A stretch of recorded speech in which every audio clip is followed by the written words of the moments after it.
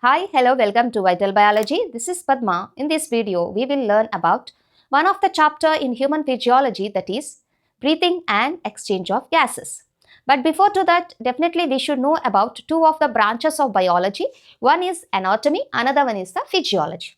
So anatomy actually deals with the structure of body parts or organs. Okay, if any of the organism if we will take, okay, suppose if we will focus on mainly any of the organ like its shape, its color, its location, like this, all these characteristic features actually they describe the structure of the organ. So such a branch which deals with the structural aspects of various body parts or the various organs, such a branch is called as the anatomy. For example, if we will take a like one of a body part like stomach, so how exactly the stomach shape is, size is, location is, the like a color of the stomach, and when we will take a cross section, how the tissues are actually arranged, like this, in all these way when we will study, so that will be comes under the anatomy. But when we will focus on the functions of various body parts, means how exactly stomach helps in digestion process, or otherwise suppose if it is like related to our topic, that is breathing and exchange of gases. So the main respiratory organ in the case of the humans is lungs. So when we will study how many are these lungs are present and what is their size and how they got divided into, how they are organized. So like this when we will study, so that branch actually is the anatomy. But if suppose if we will focus on how these lungs are going to do the function, that is the respiration. So the mechanism of respiration, okay, the exchange of gases, how exactly it is, done. So when we will study all these things, yes, definitely such a branch is called as that is physiology. Okay, so only when we will focus on the structural aspects, that is the anatomy, but when we focus on the functional aspects of any of the body part, yes, such a branch is the physiology.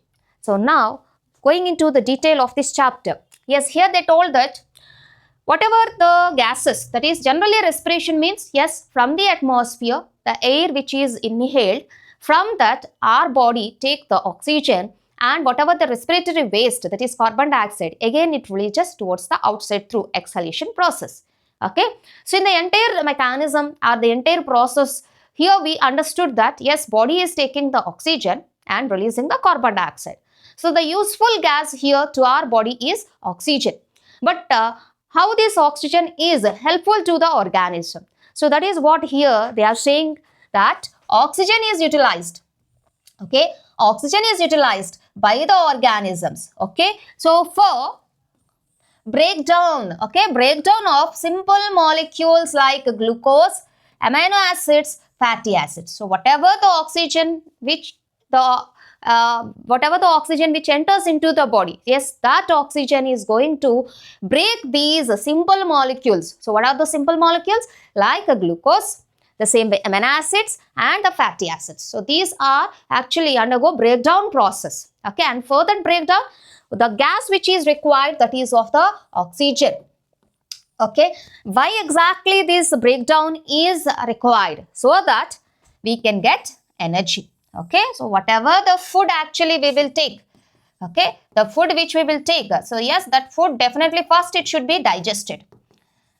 Generally digestion means, we'll say, breakdown of complex food molecules into simple food molecules. Yes, digestion we can define in such a way that breakdown of complex food molecules into simple food molecules.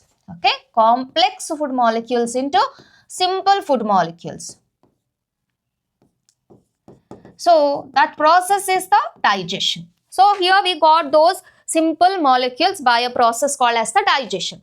But still those simple molecules should be break down so that we can get the energy. And that energy can be utilized to do various functions, okay, or the activities. So whatever the activities or the functions or the work which is done by the organism, further definitely it required the energy, and that energy it is getting from the breakdown of these simple molecules. And for that simple molecules breakdown, yes, it depends on this oxygen. Okay, so that is why yes, definitely this respiratory system is needed by the organisms. Maybe it is simple in some or complex, but yes, definitely the oxygen supply is actually fulfilled by this respiration. Next, here in this particular process, that is whatever the respiration we said, that is from the atmosphere, the oxygen should be taken by the cells. So, oxygen to be provided to the cells. That is in a continuous manner. So, continuously oxygen to be provided to the cells. So, whatever just now we said for the breakdown of the simple materials or the simple molecules so that we can get the energy. For that process, yes, there is a requirement of continuous supply of the oxygen to the cells. In the same way, continuously, whatever the carbon dioxide is produced by the cells, definitely it should be released out. Okay, so it's a continuous process. Both these taking of oxygen by the cells and releasing of the carbon dioxide towards the outside. It should be occur in a continuous manner. And then, here one of the definition they told about the breathing, that is, the process of exchange of oxygen from the atmosphere with carbon dioxide produced by the cells is called breathing. Okay, so simple thing here. Yes, taking of oxygen, that is from the atmospheric air, and whatever that carbon dioxide which is released because of that respiration mechanism which occur inside the cells. So that respiratory waste, that is the carbon dioxide, it should be released outside. Okay, so that exchange of oxygen and the carbon dioxide, so that is called as the breathing. Okay, so here you can see we are taking oxygen but releasing carbon dioxide. So that exchange is called as the breathing, which is generally referred as respiration. Okay, which is generally referred as the respiration process. But whatever just now we said, like generally breathing means inhalation and the exhalation. Just now we said breathing means inhalation and exhalation. Inhalation means taking of air into our body, whereas the exhalation means releasing of carbon dioxide rich air towards the outside. And whatever this process, just now we said, that is a breathing process occurs, at that time we can see some of the movements in our chest region. Okay, so chest moving up and down. Okay, so during this process of respiration, we can see a little movement in the chest region which indicates nothing but the inhalation and exhalation. As when we will breathe in, yes, definitely we can see there is an increase in the chest cavity, and whenever we'll breathe out, yes, definitely we can see the decrease in our chest cavity. Okay, so that moving up and down indicates nothing but the breathing process. And here the 4.1, that is respiratory organs, and here they told that mechanism of breathing vary among different groups of animals. Do you think the mechanism is same in a frog and in the case of the birds, or otherwise in the case of birds and in the case of the humans? No, yes, definitely there is a variation, there is a difference among this mechanism of various animals. Okay, we can see the difference of this mechanism, respiratory mechanism, among various animals. Why? Because it depends on the habitat where it lives. Okay, habitat of the organism, the dwelling place of the organism, the next levels of organization. So here that is what they told. So breathing vary among different groups of animals, and that mainly depends on, one is habitat of animals. So habitat means the dwelling place, whether it is of the terrestrial, means it is living on land, or otherwise it lives in water, that is aquatic. Okay, so one of the main a factor, that is the habitat of animals. Okay, so based on that, yes, definitely that mechanism will be varies. And the another one more factor which decides that mechanism is levels of organization.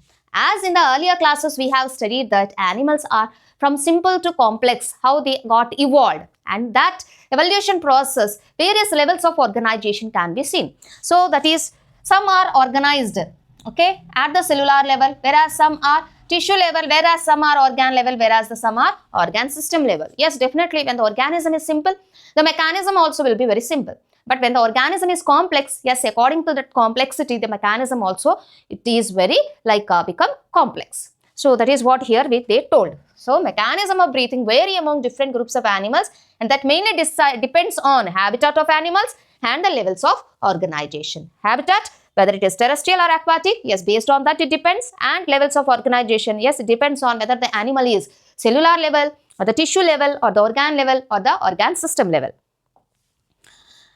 Yes, why that mechanism is different among various animals? Because, yes, definitely, according to the habitat, the respiratory organs which are mainly involved in that respiration process, they are also different from one group to the another group or one animal to the another animal.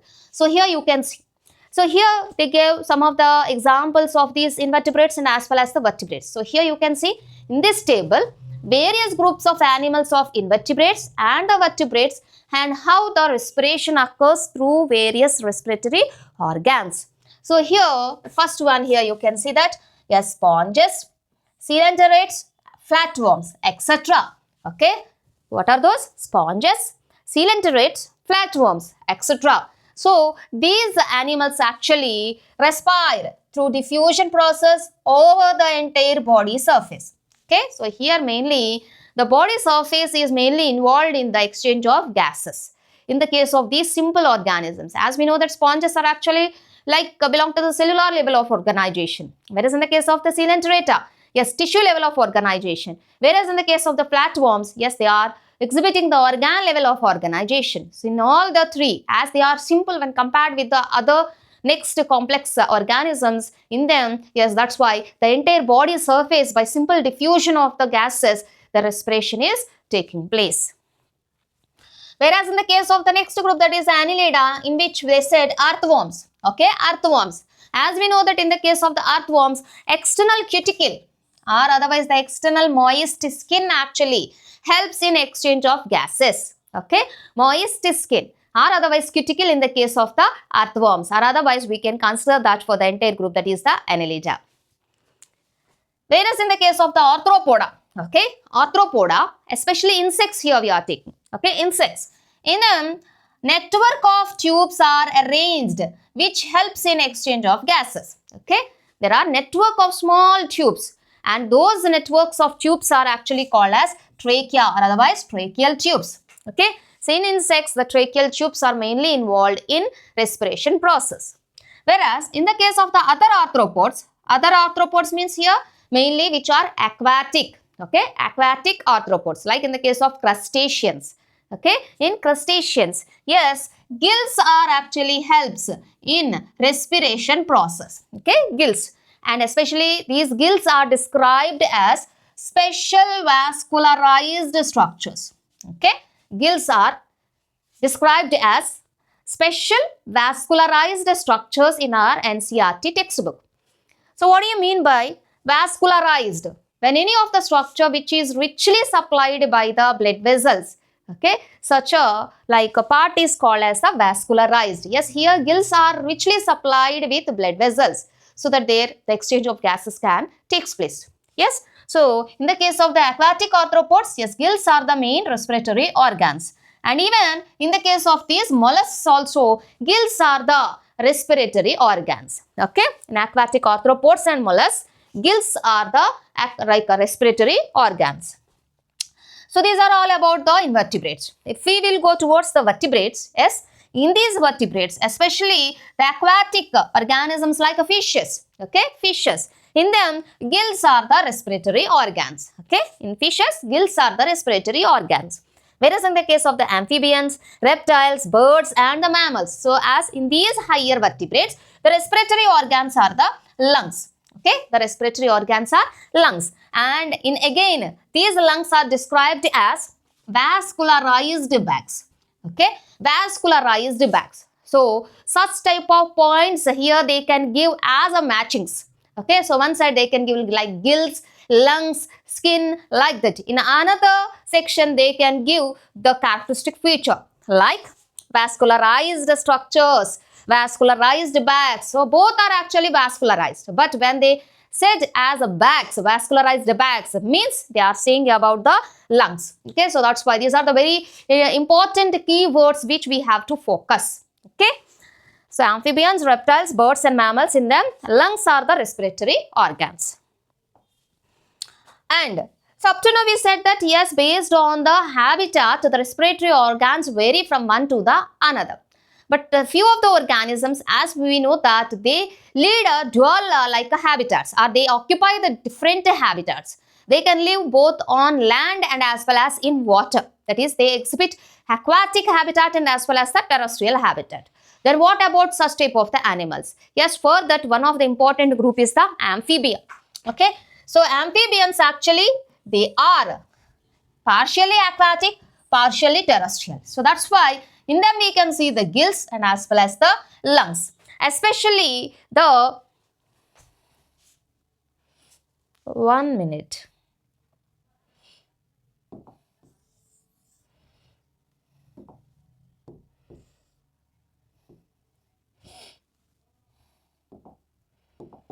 So in case of tadpole, okay, in case of tadpole, yes, they are provided with the gills. Okay, the tadpole larva of the frog, yes, definitely it is provided with the gills which helps in respiration. Whereas in the case of the adults, yes, the lungs are mainly the respiratory organs. Okay, but along with the lungs, here you can see that up to some extent even they can use the skin also for their respiration. So that's why we said in case of adults, yes, skin, that is cutaneous respiration is seen, whereas lungs, that is of pulmonary respiration also can be seen. And even we know that one more type of the respiration also can be observed, that is of the buccopharyngeal respiration. Okay, in the case of the adult frogs, the respiratory organs are like skin, buccopharyngeal region and the lungs. So through skin, that is called as the cutaneous respiration. When it is using its bucco-oral cavity, that is of the buccopharyngeal respiration. If it uses its lungs, yes, it is considered as the pulmonary respiration.